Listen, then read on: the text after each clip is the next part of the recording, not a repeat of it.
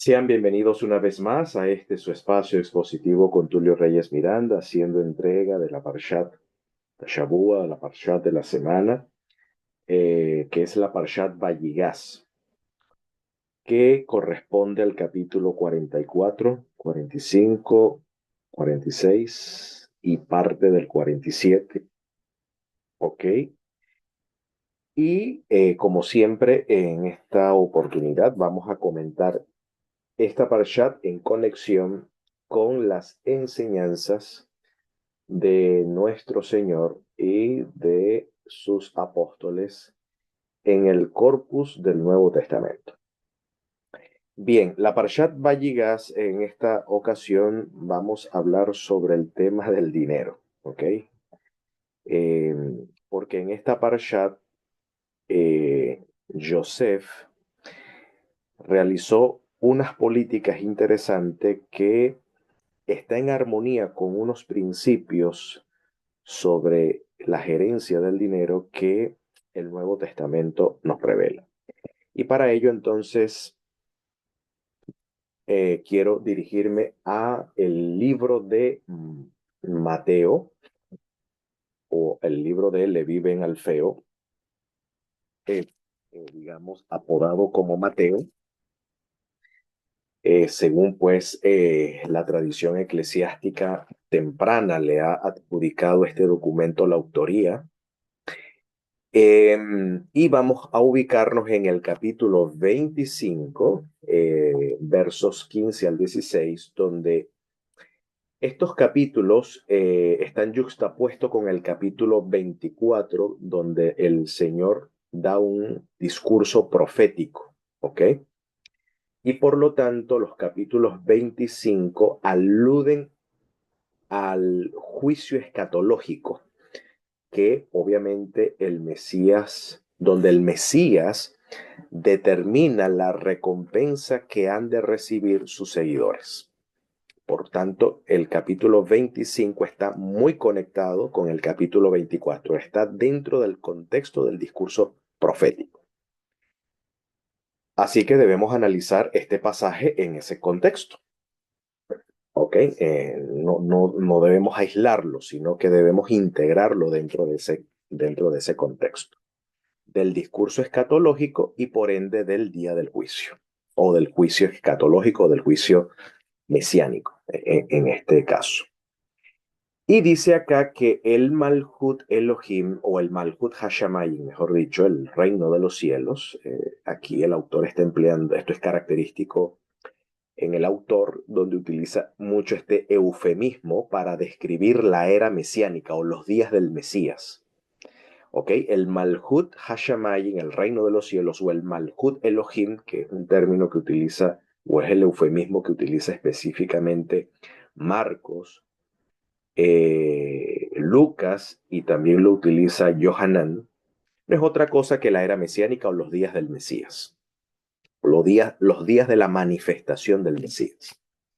Entonces dice que esa era mesiánica se compara como un hombre que partiéndose lejos llamó a sus siervos y les entregó sus posesiones, sus bienes, sus propiedades. ¿Ok? Donde a este dio 5 talentos, a otros 2, al otro 1, a cada uno conforme a su facultad o a su capacidad. La palabra griega dunamis o dinamis es que se traduce como poder, potencia, facultad, habilidad, ¿no? Capacidad. Y dice, y luego se partió lejos. Siempre hemos interpretado, y no está mal que hagamos una lectura literal del texto, que hemos interpretado que aquí está hablando de que el Señor ha confiado el mensaje a sus discípulos, el mensaje del Evangelio, y pues los discípulos tienen la responsabilidad de extender el mensaje utilizando, es decir, todas las capacidades, todos los dones a cual se le adjudica el término talentos, para extender, en este caso, el Evangelio. Y no está mal, está bien, entendiendo los talentos como aquellos dones o aquellas capacidades, porque digámoslo así, es una figura de lenguaje para hablar, cuando se habla de talentos, es una figura de lenguaje para hablar de habilidades confiadas, ¿no? Quien tiene pues la habilidad para ser un orador, bueno, debe utilizar eso para el canto, para tocar instrumentos musicales, habilidades en la tecnología, en fin. Y pues todas estas habilidades deben ser empleadas para extender el mensaje del Evangelio. Y no está mal hacer esa lectura porque esta lectura obviamente está dentro del marco del contexto del discurso profético. Pero entre todas las habilidades o talentos que el individuo pueda cultivar o recibir como don natural, ¿ok? O las habilidades aprendidas o adquiridas, está hablando del dinero.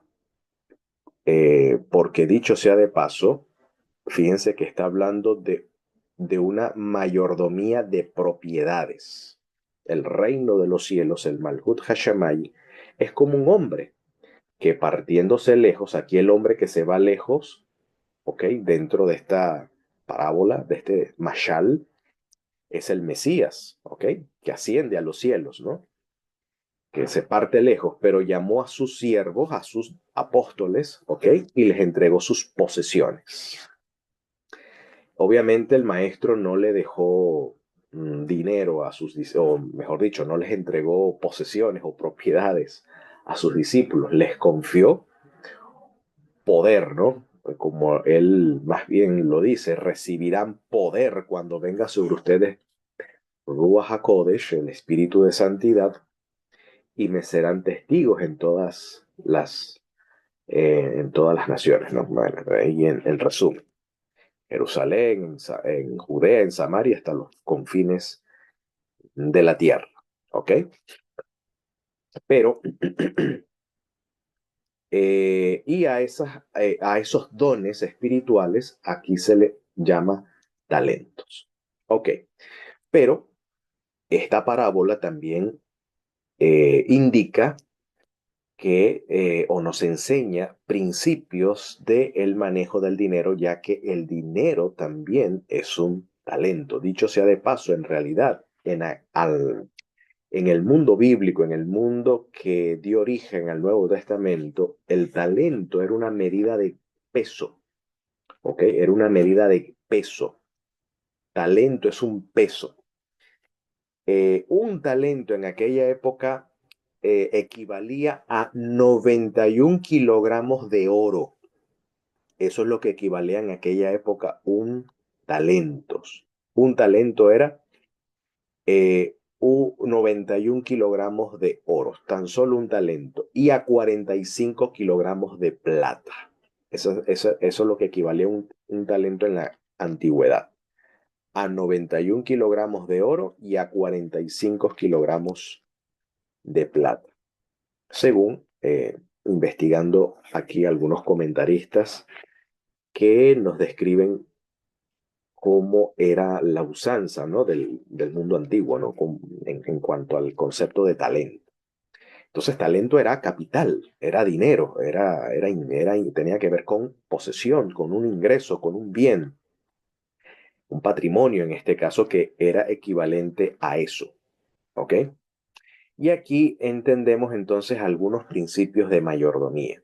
Fíjense, a este dio entonces 5 talentos. Recuerde que estas propiedades o posesiones fue, fue diversificada a sus siervos, que en este caso aquí los siervos eran contadores.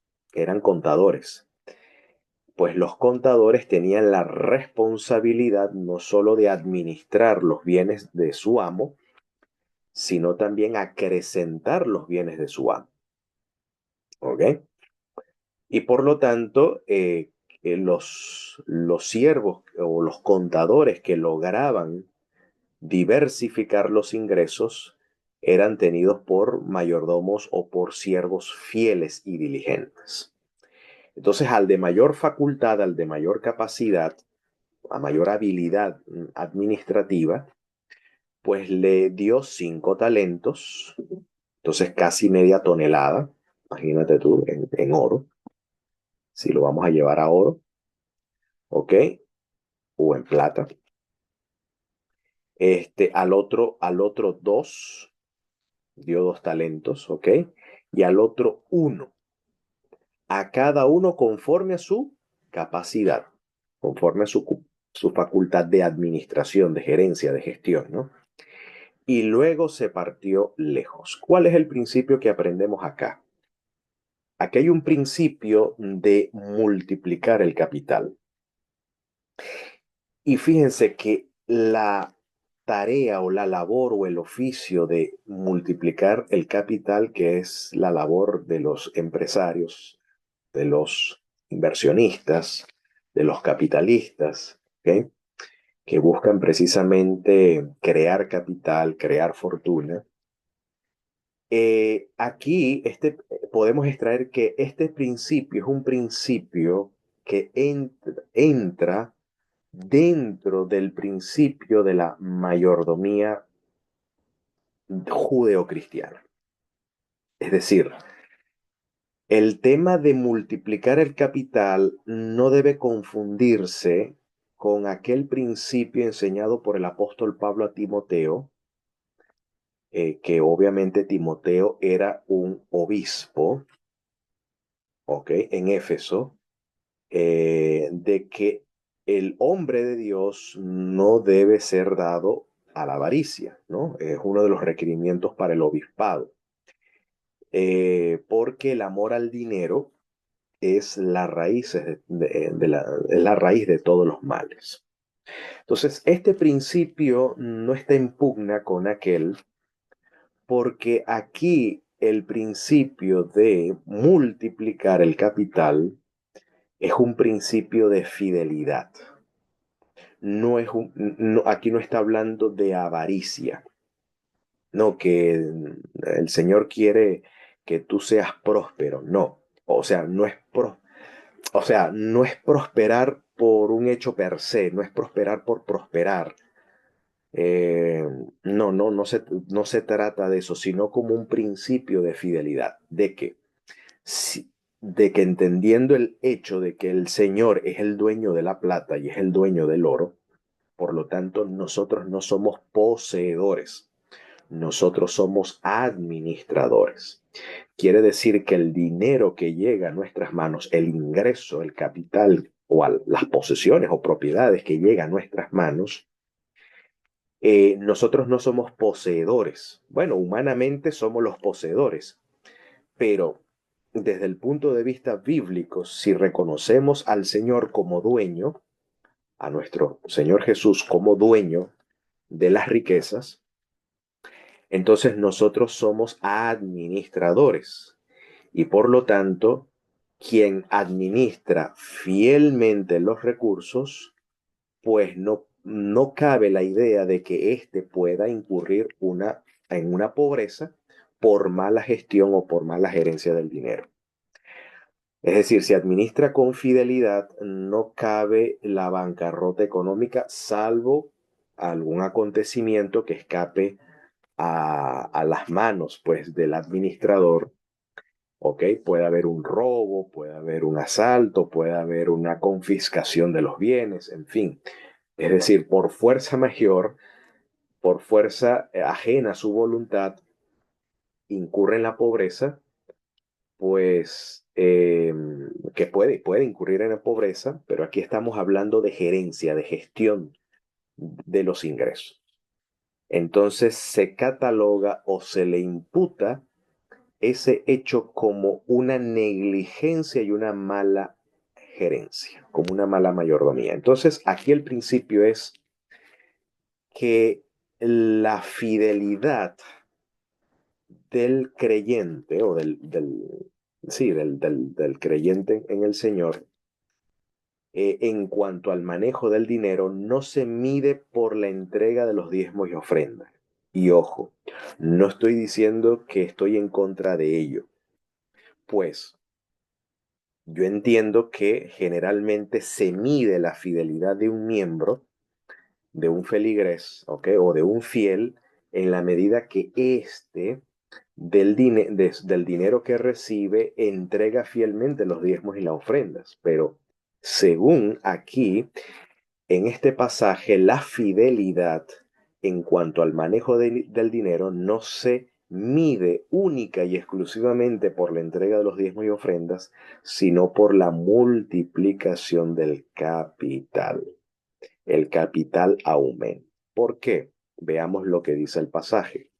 Así que este pasaje podemos integrar, ¿ok? Dentro de los talentos, que no lo vamos no vamos a excluir todas las capacidades naturales o aprendidas del individuo, del creyente, que utiliza para la extensión del evangelio, pero aquí el dinero forma parte de ese talento. Bueno, en la antigüedad el talento era capital y obviamente las habilidades y por ende todas aquellas habilidades que coayudan, ¿ok? Que coayudaban a la multiplicación del capital. A eso se le denominaba talento. Por eso que talento se refiere tanto a la capacidad económica, ¿ok? Al bien económico, como también a la capacidad para administrarlo, para gestionarlo, para producirlo, para mantenerlo y para multiplicarlo. Es decir, talento está entonces tanto el dinero, tanto el capital, como también las habilidades o las competencias para dicha facultad. Entonces, como aquí estamos hablando específicamente de la gestión del dinero, del bolsillo, es importante hablar de esto. Esto es un tema que compete a las escrituras y esto es un principio que compete, por supuesto, a la mayordomía. ¿Ok? Y según el texto, y según aquí lo que estamos leyendo, lo que mide la fidelidad en el manejo de los recursos es la prosperidad económica. Es lo que estamos viendo, fíjense. El que había recibido 5 talentos se fue y granjeó con ellos.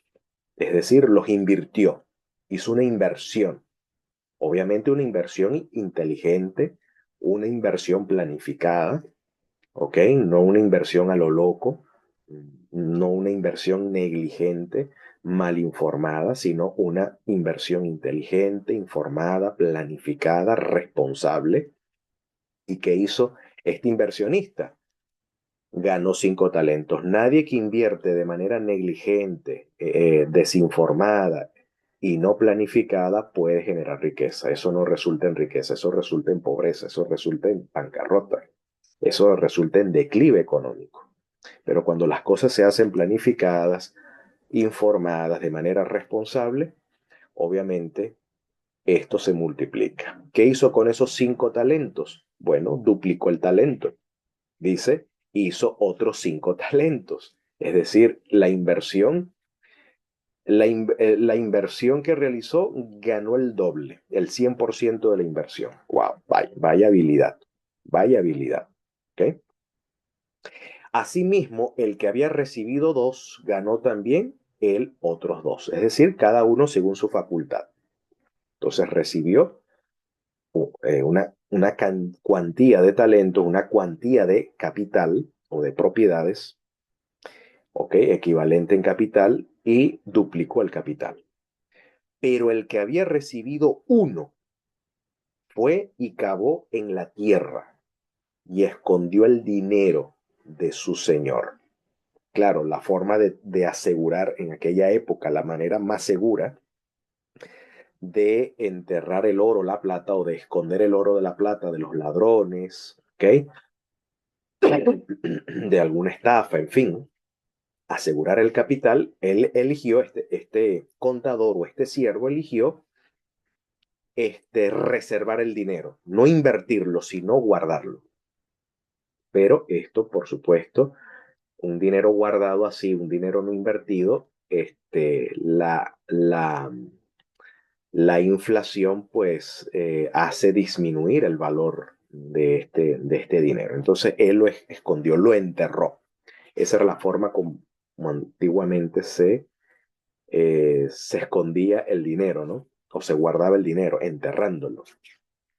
Y bueno, de allí en algunos países como en el que yo vengo, que es Venezuela, pues se habla mucho del tema de plata o de oro enterrado, ¿no? Las famosas morocotas. Ok, los que son de Venezuela y conocen esta terminología o este contexto, bueno, debe estar familiarizado con ello. Quien me puede escuchar y que es de allá, de Venezuela, pues sabe de qué se trata. Bueno, eso era la forma antigua que se hacía. Se iba a un terreno y se cavaba. De allí viene también la parábola del tesoro escondido, ¿no? Es eso, es capital, es dinero. Entonces, el talento que éste recibió, no sabemos, aquí la escritura no especifica, pero según la costumbre de la época, era plata, posiblemente algunos 45 kilogramos de plata o 91 kilogramos de oro. Cualquiera de las dos pudiese ser el caso, vino y lo enterró. ¿Ok? No invirtió el capital ni lo duplicó. Entonces, después de mucho tiempo, vino el señor de aquellos siervos e hizo cuentas con ellos. Esto alude al juicio. Hacer cuentas significa, esto alude a un juicio. Aquí vamos a hacer eh, lo que se llama actualmente, vamos a hacer una auditoría. ¿Ok? El señor viene y va a hacer una auditoría con sus contables, con sus contadores. Vamos a, vamos a ver cómo se ha gestionado, cómo se ha administrado el capital recibido, ¿no? Entonces le hizo una auditoría. Esta auditoría es una alusión, obviamente, al juicio escatológico donde dice el apóstol Pablo que todos compareceremos ante el tribunal del Mesías. Y del manejo y de la administración del dinero también daremos cuenta. ¿Ok? Ahora, el hecho de que yo esté hablando de este tema no quiera decir, hermanos, y no que yo sea un experto, un especialista en el manejo de finanzas, porque por ignorancia y por negligencia he cometido errores. ¿Ok? Yo reconozco que en muchas de mis decisiones financieras he sido negligente. ¿Ok? He sido negligente, he sido ignorante. ¿Ok? En no saber manejar con responsabilidad el dinero, no darle el valor debido al dinero. Y obviamente uno incurre pues en problemas financieros. ¿Ok? A veces uno incurre en problemas financieros no por fuerza mayor, sino también por negligencia. ¿Ok? El no saber gestionar el capital. Y fíjense que la escritura nos enseña que es un deber, es parte de la piedad práctica. Esto no se trata de un tema de avaricia, es parte de la piedad práctica saber gestionar el dinero. Y si sabes gestionar el dinero, vuelvo y reitero, no debes incurrir en pobreza, ¿ok? Si se gestiona bien el dinero. No se debe, ¿ok? No da cabida, a menos que por fuerza mayor, vuelvo y reitero, por fuerza mayor, bueno, en el lugar donde estés, este, por una guerra, o a veces las circunstancias políticas y económicas quizás no coayudan, pero en lo que esté de nuestra parte, cuando se trata de nuestras propias decisiones, cuando el dinero está en nuestro poder y tomamos decisiones, pues si se gestiona bien, muy difícilmente podemos incurrir en pobreza. Y este es un principio que aquí nos enseña. Nosotros no somos poseedores del dinero, somos administradores. El problema del avaro o del avaro, como Pablo critica sobre el hombre de Dios, que donde puntualiza que el amor al dinero es la raíz de los males, obviamente es porque es una persona que ama el dinero, es una persona que ama el tener, es la persona que tiene la percepción o la perspectiva de que es dueño del dinero. ¿Ok? Obviamente quien se cree dueño va a querer más, pero cuando entiendes de que eres administrador, no poseedor, y que el dueño es el Señor, entonces ya tú debes entender que debes manejar lo que se te confía, los ingresos, sea cual sea los ingresos, es tu responsabilidad gestionar ese capital, ese ingreso, eh, obviamente administrándolo con fidelidad. ¿Ok? Y que en la fidelidad de la administración del dinero se mide, según el pasaje, en la capacidad de duplicar lo que recibes. ¿Ok? Entonces aquí ser un economista, eh, no estoy diciendo que usted debe convertirse en un profesional en la economía, ¿ok? Pero sí debe manejar el dinero inteligentemente, de una manera responsable e informada.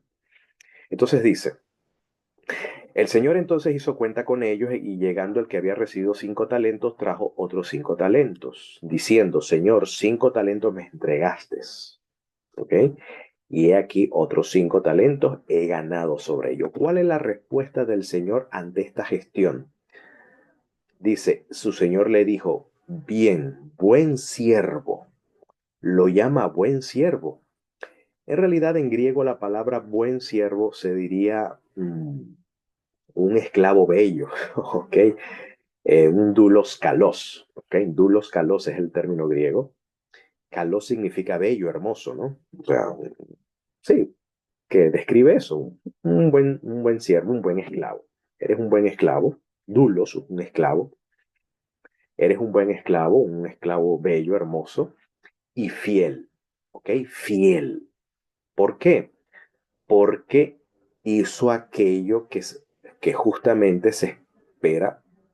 El Señor considera a esta persona, a este esclavo fiel y bueno, porque hizo aquello que su siervo esperaba que hiciese con el capital. ¿Y qué es lo que esperaba con el dinero? Que lo duplicara, obviamente, que aumentara las ganancias, no que disminuyera las ganancias, sino que aumentara las ganancias.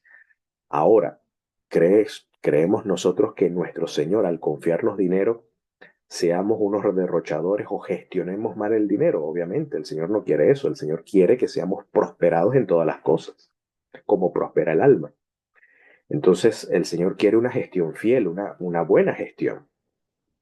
Y entonces, fíjate el calificativo, buen siervo y fiel. Sobre poco has sido fiel, ahora te pondré sobre mucho. ¿Ok? Te pondré sobre mucho. Es decir, si eres fiel en lo poco, pues vas a llegar fiel en mayores responsabilidades. Es decir, más te voy a confiar, más te voy a confiar. Por tanto, entra en el festín de tu Señor. Recuerda que en la teología mateana, en la concepción judía de la época, la era mesiánica era vista como una era una era de festín, una era de banquete, ¿ok? Una era de disfrute, de felicidad. Recuerda que en la cultura semítica la alegría y el gozo se experimenta o la felicidad se experimenta en el banquete, ¿no? En el banqueteo, en el festín. Y esto forma parte del lenguaje de los evangelios sinópticos, en especial Mateo. Entonces entra en el festín o en el banquete, ¿no? De tu Señor, en el disfrute de tu Señor, en el gozo de tu Señor. Entonces, bueno, continúa entonces el pasaje. Llegando también el que había recibido 2 talentos, dijo, Señor, 2 talentos me entregaste, he aquí otros 2 talentos he ganado sobre ellos. Su señor le dijo, bien, buen siervo y fiel. Sobre poco has sido fiel, pues sobre mucho te pondré. Entra en el festín de tu señor. Entonces, estos 2 siervos tienen algo en común que, eh, que lo recibido que ellos obtuvieron, de lo que ellos recibieron, ellos duplicaron el capital. Y eso se les imputó, se les consideró como un servicio fiel, porque fue un servicio diligente, un servicio responsable, ¿ok? De una buena gestión, de una buena administración. Y ellos recibieron su recompensa por esa gestión. Ahora, en cambio, llegando también el que había recibido 1 talento, ¿qué hizo? Dijo, Señor, te conocía que eres un hombre duro. O sea, un hombre duro quiere decir, eres un hombre exigente, eres un amo que exiges, que ciegas donde no sembraste y recoges donde no esparciste. Esto en pocas palabras, en un buen castellano del siglo XXI, eres un amo exigente. O sea, no escatimas consideración, eres exigente en lo que tú confías, en las responsabilidades que tú confías, tú exiges. Y ante esa exigencia tuve miedo. Y a veces nosotros, queridos, tomamos decisiones en base a miedos. Y decidir en temas financieros en base a miedo no es recomendable. Lo que se necesita para gestionar el dinero y vencer el miedo es tener la información correcta, tener educación financiera, ¿ok? Eso va a amortiguar el miedo. Tener educación en las finanzas, saber gestionar el dinero. Pero en este caso parece ser que este hombre no tenía educación financiera. Parece que este era un contador no muy hábil, ¿ok? Y la falta de habilidad de este administrador era precisamente o se basó, o se basa en su negligencia en aprender cómo gestionarlo, cómo invertir.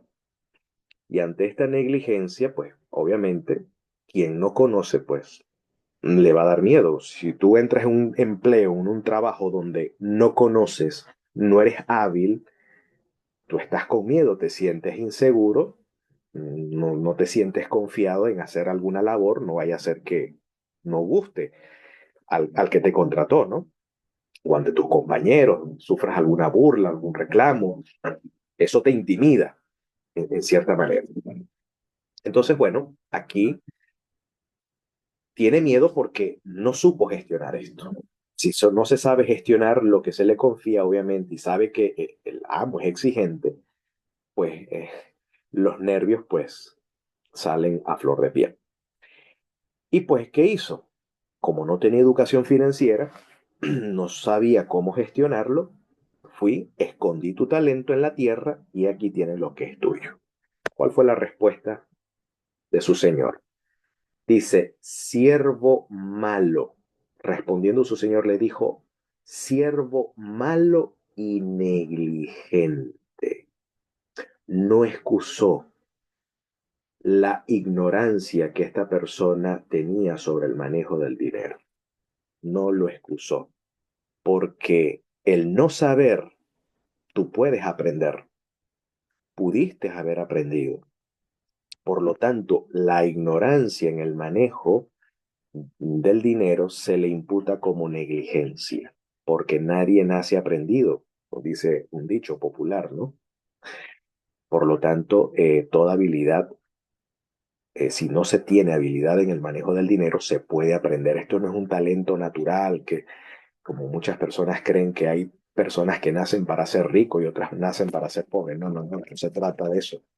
Se trata de que quien crea riqueza, pues aprendió la habilidad de crear riqueza. Quien no sabe crear riqueza, sencillamente, pues no se ha tomado el tiempo de aprender a cómo gestionar el dinero, sencillamente. Y por eso le adjudica, aparte de negligente, eres un siervo malo, porque ni siquiera tuviste la voluntad. ¿Ok? No tienes excusa en pocas palabras. Porque si sabías que ciego donde no sembré y que recojo donde no esparcí, por tanto te convenía, o sea, te convenía por lo menos dar mi dinero a los banqueros. Y viniendo yo, hubiera recibido lo que es mío con interés. Es decir, en aquella época los banqueros eran los cambistas. Por ejemplo, en Israel, los cambistas estaban en el templo. ¿Recuerdan aquel escenario donde Jesús voltea la mesa de los cambistas? ¿Ok? Porque cuando se cambia, cuando un, ya sea un converso o un judío piadoso, vivía en el Golá es la dispersión o la oikumene, el mundo habitado, o sea, que venía de las naciones, estaba en el Golá, en la dispersión, fuera de Israel, e iba a adorar al templo. Era ley que el extranjero eh, el judío que vivía tanto el judío o como el extranjero que se había convertido al Dios de Israel, iba a participar del culto en el templo, debía comprar las ofrendas y los sacrificios en la moneda del templo, que era el shekel, la moneda del santuario. Y por lo tanto debía haber intercambio si venía con una moneda que no era el shekel. Y en esos cambios, pues obviamente estos cambistas ganaban cierto porcentaje en esos cambios, ¿no? En esa transacción, ellos se quedaban con un profit, es decir, con una ganancia allí, ¿no? Con, eh, con la cual, pues ellos se lucraban de esa forma, ¿no? Y por lo tanto, el banco de aquel entonces eran los cambistas. Ese era el banco en aquel entonces, en el siglo I. Entonces, dar el dinero a los cambistas. Y obviamente hubiese ellos dado ese capital a los cambistas, bueno, hubiese recibido allí un porcentaje de dividendos por utilizar ese talento o ese capital y recibir, en este caso, los dividendos o los intereses. Lo que equivale hoy en día, pues, a invertir una porción de dinero a un banco que te pague un porcentaje de interés, sea mensual o sea anual. Bueno, eso va a depender del banco. Bueno, hoy en día está muy de moda el tema de la bolsa de valores o el mercado bursátil, donde inviertes en una acción, un capital y recibes trimestral, semestral o anual un porcentaje en este caso, un porcentaje de interés. Mira, aquí te está enseñando, la escritura te está enseñando principios de inversión. Obviamente, el autor era un cobrador de impuestos, ¿ok? Mateo era un cobrador de impuestos, era un hombre hábil en el manejo del dinero, sabía manejar el dinero. Y fíjense, ¿ok?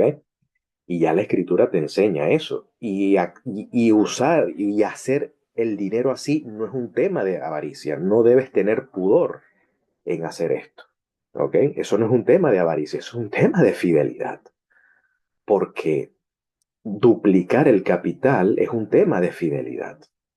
¿Ok? Esto no es un tema de que quiero ser rico, de avaricia, de amor al mundo. No, esto es un tema de fidelidad. ¿Ok? Esto es un tema de fidelidad. Entonces el señor le exige, bueno, por lo menos si no tienes capacidad para invertir, no sabes de negocio, bueno, por lo menos hubiese puesto el dinero a ganar interés. ¿No? Inviértelo y que ganes unos dividendos, ganes unos intereses, ganes allí un bono. Entonces dice, quitarle pues el talento, esta es la decisión. Pero aquí lo que se cuestiona es la negligencia del siervo. No es que no tanto que no sepas, ¿ok? Sino que no procuras aprender, ¿ok? La mala voluntad, la negativa en aprender. Es que al parecer no tiene la voluntad de aprender a manejar el dinero. Entonces, quítale pues el talento y dadlo al que tiene 10 talentos, porque a cualquiera que tuviere, le será dado, es decir, el que recibe dinero y tiene capacidad para multiplicarlo, más le va a ser dado, dice, tendrá más. Pero al que no tiene, aún lo que tiene lo va a perder, le será quitado porque lo va a perder. Es decir, el poco dinero que te llega, si no lo sabes gestionar, ese poco ingreso que te llega, lo vas a terminar perdiendo. ¿Por qué? Porque no sabes, no tienes el dunamis, no tienes la habilidad, no tienes la capacidad de saber gestionar eso. Y al no tener eso y al ser negligente en eso, lo que te llega a tus manos lo vas a terminar perdiendo. Alguien te viene hablando de una inversión aquí, una inversión allá y vas a salir estafado. Cualquiera te puede hablar bonito de ganancias rápidas, de ganancias inmediatas y bueno, y caes en la ruina, en este caso en la ruina económica. ¿Ok? Entonces, aquí el Señor entonces nos da una advertencia. Y al siervo inútil, así lo llama, siervo inútil, echadle en las tinieblas de afuera, pues allí será el lloro y el crujir de dientes. Ahora, ¿por qué he decidido conectar este pasaje con la parashat de esta semana? porque Joseph mostró, mostró ser un siervo fiel, mostró ser un Nahar Neemán, un siervo fiel y un siervo diligente en el manejo de los recursos, en el manejo de las finanzas. Y quiero aquí aclarar un punto. Según el rabino Jonathan Sachs decía que entre los hebreos, porque los judíos tienen la fama, ¿no? Los judíos tienen la fama de que son unos cazafortunas, lo único que el judío quiere es tener dinero, y no es así, eso es una calumnia. Obviamente habrá algunos judíos que independientemente de su fe, judíos seculares, pues que sí les gusta el dinero, ¿ok? Que sí buscan la opulencia. Pero el judío creyente, el judío eh, devoto, observante como tal, decía el rabino Jonathan Sachs que nunca entre los hebreos, y de hecho este no era el ideal de Abraham ni de los patriarcas, ni mucho menos de los profetas, o sea, de los fieles hebreos, de los piadosos hebreos, nunca ha sido el ideal del pueblo de Israel y de los hebreos de no ha tenido como ideal la ambición de tener dinero y de tener poder. Entre los fieles hebreos nunca ha sido como ideal de vida adquirir poder y adquirir riqueza. Eso no está dentro de los ideales. ¿Ok? Entonces, ¿cómo es que dice el rabino? Bueno, el hecho de que algún judío por añadidura adquiera opulencia, y adquiera estatus y adquiera abundancia económica, no ha sido porque lo haya buscado, sino bueno, quizás porque en recompensa a su servicio, pues en añadidura ha adquirido opulencia, ha adquirido estatus y reconocimiento, porque dicho sea de paso, a los judíos también algunos judíos han tenido competencias en otras áreas y no solamente en hacer dinero, sino también en el área de la ciencia, de la tecnología, porque la ambición del judío es ser benefactor. El judío fiel, el judío creyente, lo que quiere ser es benefactor. O sea, es servir. O sea, la vocación de un hebreo fiel, de un judío fiel, es el servicio. Y obviamente, si hace un servicio fiel, el servicio fiel va a ser reconocido, va a ser recompensado. ¿Ok?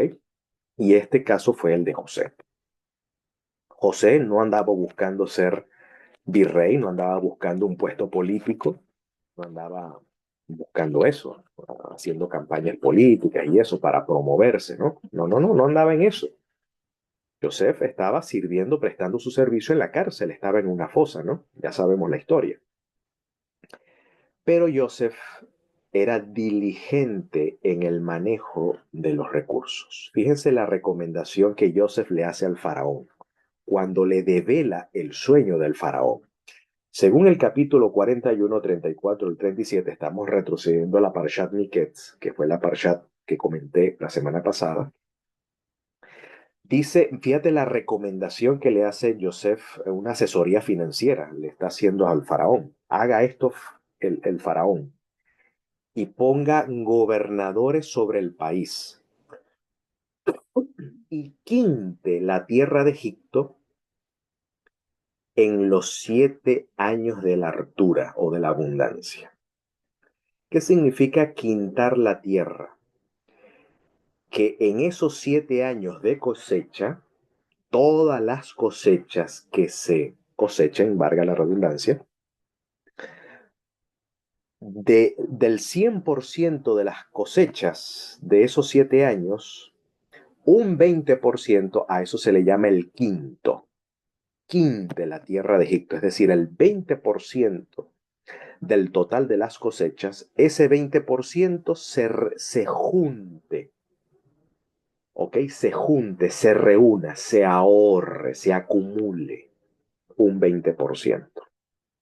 Esto ya es un principio de finanzas. De los ingresos que tú recibas, tú debes acumular, según la recomendación de Joseph, otros te recomendarán un poco menos, un 20 o un 10% de tus ingresos. Un principio de finanzas. Es decir, cuando te viene ingresos, en este caso Egipto le llegó pues el chorro de cosecha, una cosecha abundante, es decir, la bendición de Dios asistió a la tierra de Egipto durante 7 años, dándole bonanza, dándole abundancia. Bueno, no es despilfarrar, no es malgastar todo y gastártelo todo, no. Junta un quinto, es decir, acumula un 20%. Esta era la recomendación de Joseph, es decir, no sean derrochadores, guarden, ¿ok? Acumulen un porcentaje. Y esté aquella provisión en depósitos para el país, para los 7 años del hambre que serán en la tierra de Egipto. Y el país no perecerá de hambre. Ok, es decir, si tú cuentas en tu vida 7 años los ingresos que has tenido y si fielmente has guardado durante 7 años el 20% de tus ingresos, ¿cuánto tendrías ahora? ¿Ok? ¿Cuánto tendrías ahora? Seguramente ahorita no estarías necesitado. Si te toca pasar 7 años de necesidad, de inflación y de mala racha, ¿no? De estar desempleado, en fin. Bueno, aquí Joseph dice, aprovechemos esos 7 años de abundancia. Mientras tienes trabajo, mientras tengas ingresos, el negocio está disparado, bueno, un 20%. Cuando llegue la calamidad, cuando llegue la carencia, el país no perecerá de hambre. Y el negocio, dice, el negocio pareció bien a Faraón y a su siervo. O sea, le gustó la asesoría o este principio que aquí Joseph le está dando a conocer al Faraón. Le pareció bien. Y bueno, precisamente Joseph fue seleccionado como gobernador para esa tarea, ¿ok? Para gerenciar, para gestionar, ¿ok? La economía del país. Dicho sea de paso, Joseph interpreta su vocación, su llamado como virrey del faraón, interpreta su vocación en ese orden. Dice, ahora pues no se entristezcas cuando ya Joseph se da a conocer ante sus hermanos, revelando su identidad como José. Dice, no se entristezca ni os pese haberme vendido acá, porque para preservación de vida me envió Dios delante de ustedes. Así Joseph interpretó su llamado, para preservar vida. Para preservación de vida me ha enviado Dios delante de ustedes. Que ya ha habido 2 años de hambre en medio de la tierra y aún queda 5 años en que ni habrá arada ni siega. Y Dios me envió delante de ustedes para que ustedes permanezcan en la tierra y dice luego, y para darles vida por medio de una gran salvación. Es decir, para darles vida por medio de gran, es decir, que la gestión económica de Joseph sería una gran salvación, tanto para su familia como para el país y obviamente para los pueblos circunvecinos, para las naciones circunvecinas de Egipto. Bueno, en el capítulo 47, versos 15 al 17, ahí vemos cómo Joseph gestiona el capital, es decir, el talento que él ha recibido. Es decir, entiéndase aquí el talento de Joseph, no solamente el capital del Estado, el dinero del Estado, sino también la habilidad para gestionarlo. Dice, recogió Joseph todo el dinero que se halló en la tierra de Egipto y en la tierra de Canaán por los alimentos que de él compraban y metió Joseph el dinero en casa de Faraón. ¿Qué hizo José? Bueno, José incentivó a que, se guardara un 20% de las cosechas. No todos lo hicieron, obviamente. Hubo un grupo que empobreció debido a que no creyeron a la palabra de Dios dada por Joseph. Celos religiosos, ¿ok? Celos religiosos y celos políticos. Algunos no atendieron a la voz de Dios que hablaba a través de José, un hombre de Dios, un hombre fiel. y por lo tanto incurrieron en pobreza. Pero los que atendieron a la voz de Dios, hablada por Joseph, en este caso el faraón atendió a la voz de Dios, ¿ok? Hizo caso. ¿Qué hizo? Bueno, acumuló el 20% de los ingresos y ese dinero acumulado lo invirtió. ¿En qué lo invirtió? Bueno, cuando las personas que se habían empobrecido al no creer a la palabra de Dios, a la predicción divina dada por Joseph, incurrieron en la pobreza y tenían que comprar precisamente a la casa del faraón alimentos, comida. Así que de lo acumulado por Joseph, Joseph vendía, comerciaba con ese capital. ¿Ok? Aquí hay un principio de inversión. Lo acumulado, con eso acumulado, tú vas a invertir. ¿Ok? Vas a invertir. Logras acumular un tiempo, un capital, y con ese capital inviertes. En este caso, Joseph compró, invirtió en comida, ¿ok? Que es una materia prima importante, la comida, el alimento. Él lo guardó en graneros, la semilla, el trigo, en fin, la cebada. Y metió Joseph el dinero en casa de Faraón. Entonces la gente iba a donde Joseph para comprar comida y eso obviamente acrecentaba el capital. Pues dice, acabado el dinero de la tierra de Egipto y de la tierra de Canaán, vino todo Egipto a José diciendo, danos pan. ¿Por qué moriremos delante de ti? Por haberse acabado el dinero. Es decir, eh, aquí hubo obviamente un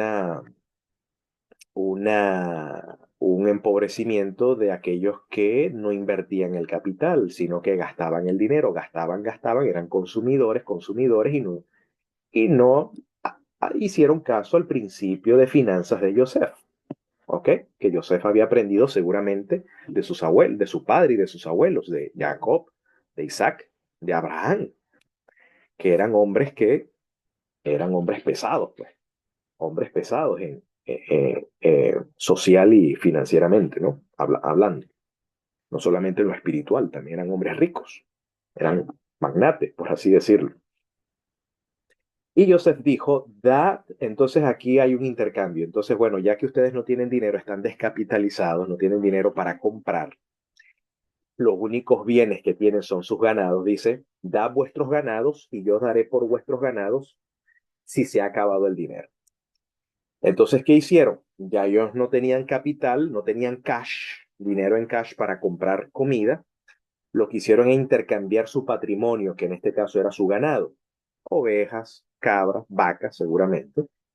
Ellos trajeron sus ganados a José y José intercambió el ganado por alimento. Dice, les dio alimentos por caballos. Aquí hay caballos, por el ganado de las ovejas y por el ganado de las vacas y por asnos. Y los sustentó de pan por todos sus ganados aquel año. Ya esto sería el tercer año. En los dos primeros años, la gente que no hizo caso a la voz de Dios de acumular un 20%, se descapitalizaron en 2 años y en el tercer año tuvieron que salir de sus animales, de sus ganados, de su patrimonio, vender, porque se descapitalizaron. ¿Ok? Y Joseph pues les intercambió eso por alimento. Y acabado aquel año vinieron a él el segundo año y le dijeron, no encubriremos a nuestro señor que el dinero ciertamente se ha acabado, también el ganado ya es de nuestro señor, así le llamaban a Joseph, Adón, señor. Nada ha quedado de nuestro señor sino nuestros cuerpos y nuestra tierra. Ahora bueno, ya no tienen patrimonio, no tienen capital, no tienen dinero, no tienen cash, no tienen que vender. Bueno, nos queda ahora no solamente nuestra tierra y nuestros cuerpos, o sea, vamos a tener que emplearnos nosotros, ser unos empleados.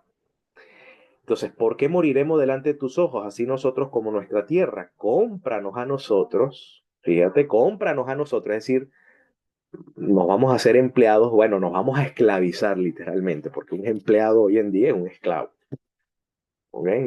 Es un esclavo moderno del siglo XXI, eso es un empleado hoy en día. Bueno, o sea, un empleado es porque no tiene capital, ¿no? No tiene de dónde sustentarse, tiene que depender de otro para sustentarse, sea del Estado o sea de a alguna empresa privada. Cómpranos a nosotros y a nuestra tierra por pan, y seremos nosotros y nuestra tierra siervos o esclavos del faraón. Y danos semilla para que vivamos y no muramos y no sea asolada la tierra. Entonces, ¿qué hizo Yosef? Yosef compró toda la tierra de Egipto, así, ¿ok? Para Faraón. Note, no para él, sino para el Faraón. Ese era el servicio de Yosef para el Faraón. Pues los egipcios vendieron cada uno sus tierras porque se agravó el hambre sobre ellos y la tierra vino a ser de Faraón. Y José dijo al pueblo, he aquí ya los hemos comprado y su tierra para Faraón. Miren aquí, aquí hay semilla, siembra en la tierra. Aquí José hizo una buena política. No es que los dejó desamparados. Ah, no, sí, nos quedamos con sus tierras, la tierra es nuestra, y ustedes, bueno, arréglense como puedan. No. ¿Sabes qué hizo Joseph? Joseph hizo una política con ellos, y por eso Joseph fue reconocido como benefactor. Joseph los dejó que siguieran viviendo en la tierra que ahora era del faraón, ya no era de ellos, pero les suministró semilla para que siembren la tierra del faraón y solamente le darían al faraón un porcentaje para el faraón. Aquí comienza entonces el negocio del real estate o de bienes y raíces. ¿Ok? Este es el negocio del real estate, el estado real. ¿Okay? El estado es del rey. La tierra es de le pertenece al faraón. Por eso hay un principio de aquí, los judíos aprenden un principio de inversión de los famosos 3 tercios. Un tercio en cash, un tercio en comercio, ¿ok? Que hoy en día sería la bolsa de valores o el mercado bursátil, y un tercio en propiedades, ¿ok? Un tercio en propiedades. Bueno, ¿qué hizo Joseph? No dejó desamparada a la gente. Les dio semilla para que ellos sembraran la tierra, se mantuvieran con, con esa semilla que les dieran, ellos iban a insufructuar la tierra, iban a trabajar la tierra para que se mantuvieran ellos y le darían un porcentaje al faraón. Es decir, le darían allí un interés al faraón. Por eso dice luego el versículo, y el versículo 24 del capítulo 47. Y será que de los frutos, es decir, de lo que se coseche, daréis el quinto al faraón, un 20%. Yo sé que los que rentan tierra, por ejemplo en Venezuela, los que se dedican a la horticultura, los tomateros, los cebolleros, los que siembran tomate, hortaliza, pimentón, cebolla, pueden rentar la tierra, es decir, alquilar la tierra y dar al dueño un 20%. Eso todavía existe, ¿ok? Por lo menos en mi tierra, donde yo vengo de un contexto agropecuario, se practica eso, ¿no? Rentar la tierra. Se renta la tierra siempre y cuando garantices la tierra fértil y garantices que la tierra y tenga agua, ¿no? Obviamente. Si no tienes agua, bueno, no se va a poder rentar, obviamente. Entonces será que de los frutos daréis el quinto al faraón, noten, y las 4 partes, es decir, un 20% al faraón y el resto, el 80% de la semilla, de lo que siembre, dice, serán para sembrar la tierra y para su mantenimiento, para su sustento, y de los que están en sus casas y para que coman, en este caso, sus niños. Esa fue la política de Joseph. Y por eso Joseph fue reconocido como un benefactor. Joseph no estaba buscando enriquecerse a costa de los demás, no. Todo lo contrario, estableció una política que beneficiara a ambas partes, y eso es la justicia. La justicia es beneficiar a ambas partes, no que uno se aproveche del otro. ¿Ok? Entonces aquí hay un principio de justicia importante, de un sano equilibrio, de una sana equidad. Un porcentaje le corresponde al faraón por ser dueño de la tierra, no es que el faraón les va a regalar la tierra, no, ¿ok? Eso tampoco no compensa, ¿ok? Sino que al faraón le dan un porcentaje, es lo justo, ¿ok? Y otro porcentaje con la que ustedes coman y puedan vivir. Un porcentaje suficiente para que ustedes puedan mantenerse. Y ellos respondieron, la vida Dice, fíjate, y esta política de Joseph les gustó, porque dice, la vida nos has dado, o sea, les devolvió la vida. Hallemos favor, gracia, agrado en los ojos de mi Señor y seamos siervos del faraón. ¿Ok? O sea, le gustó el negocio. Y entonces Joseph lo puso por estatuto, ¿ok? Por un decreto gubernamental, ¿no? Una política gubernamental. Hasta hoy, sobre la tierra de Egipto, señalando para el faraón el quinto, es decir, el 20%, excepto solo la tierra de los sacerdotes, que no fue de faraón. Entonces, con toda esta historia, mis queridos, aprendemos la mayordomía, la administración de Joseph. Aunque Joseph no era el dueño, ¿ok? Porque Joseph también era un siervo del faraón, ¿ok? Era un siervo del faraón, pero vemos la fidelidad, cómo gestionó los recursos del faraón. Si esto fue Joseph para con el faraón, ¿qué queda entonces para nosotros que somos siervos de nuestro Señor Jesús?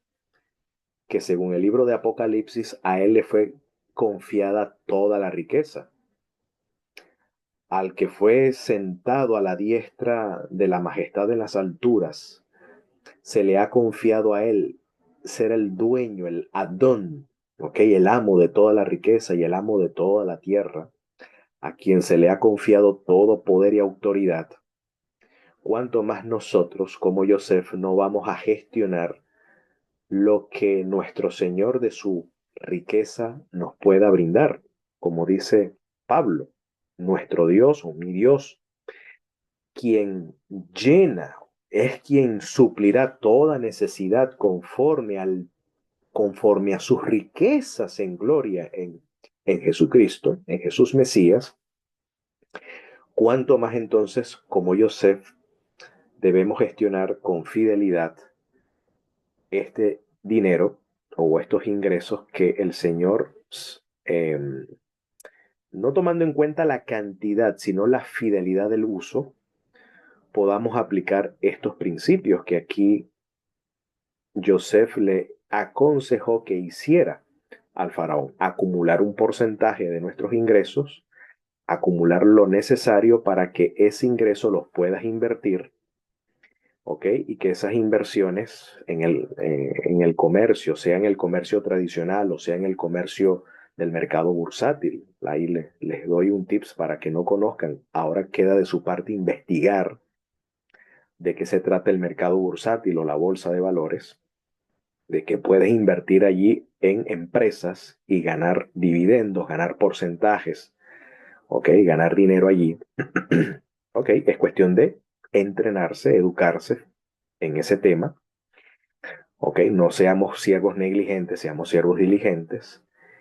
Y bueno, y que podamos ser esos siervos fieles, ¿no? Que podamos multiplicar con fidelidad lo que se nos ha confiado, pero que mantengamos el principio del servicio, de hacer la mayor suma de bien posible en contribuir no solamente a nuestros familiares, en proveer para nuestras familias, no solamente en dar diezmos y ofrendas para la predicación del Evangelio, porque obviamente el dar diezmos y ofrendas para la predicación del Evangelio va a depender obviamente de nuestra prosperidad, y nuestra prosperidad depende de nuestra mayordomía, proveer para nuestras familias y por obviamente ser hombres de bien para nuestra sociedad, como Joseph benefició con su gestión a su país, a su familia y también a los extranjeros, donde todos iban para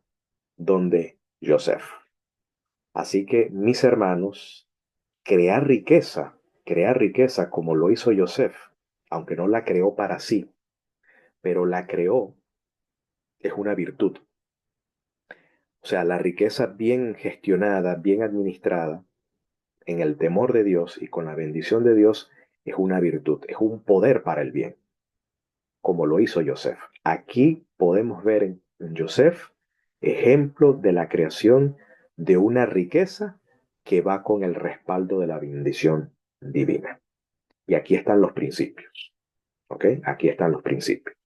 Así que las escrituras sí nos enseñan principios de cómo manejar las finanzas, porque de estos principios también nosotros somos responsables, responsable ante nuestra familia, responsable ante el Estado, responsable ante la sociedad y responsable ante Dios, porque de esto también daremos cuenta en el día del juicio. El Señor también nos hará una auditoría de cómo hemos administrado los recursos. También daremos cuenta de ellos. Y mientras ese día llegue, quiera el Señor también enviar pronto al Mesías y en nuestros días, y para ello digamos, amén.